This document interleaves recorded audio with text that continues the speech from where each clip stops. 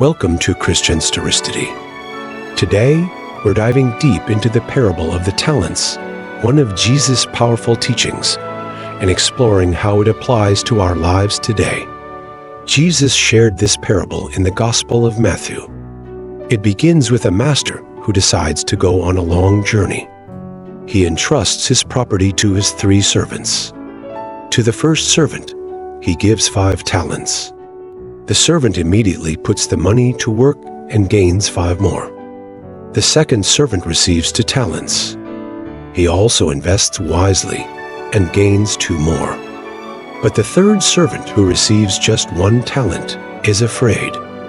He buries the money in the ground to keep it safe. After a long time, the master returns and settles accounts with his servants.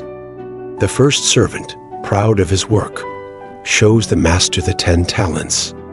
The master praises him. "Well done, good and faithful servant. You have been faithful with a few things. I will put you in charge of many things.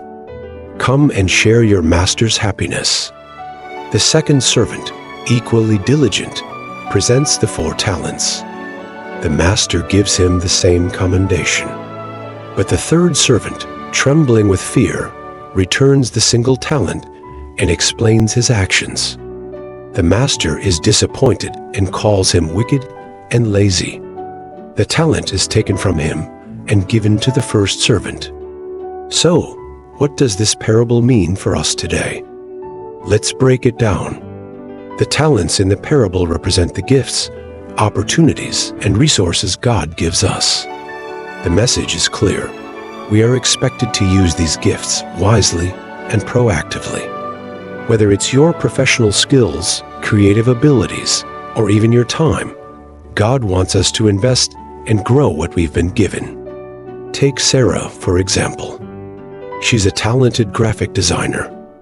Instead of keeping her skills to herself, she volunteers to create promotional materials for her local church, helps small businesses with their branding, and even mentors young designers, or consider John, who has a knack for organization. He uses his talent to coordinate community service projects, bringing people together to serve those in need. And then there's Maria, who loves music. She started a YouTube channel to share her passion, teach others to play instruments, and spread joy through her music. These are just a few examples of how we can use our talents today. The key is to be proactive, take risks, and not be afraid to step out of our comfort zones. Remember, the master in the parable was overjoyed with the servants who took action. God rejoices when we use our talents for His glory and the benefit of others.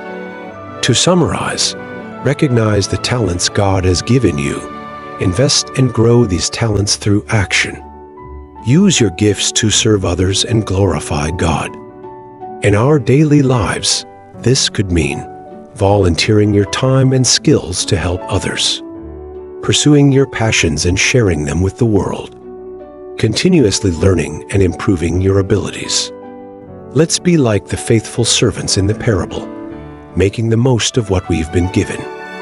Thanks for watching ChristianStorysToday. If you found this video inspiring, please like, comment, and subscribe for more uplifting content.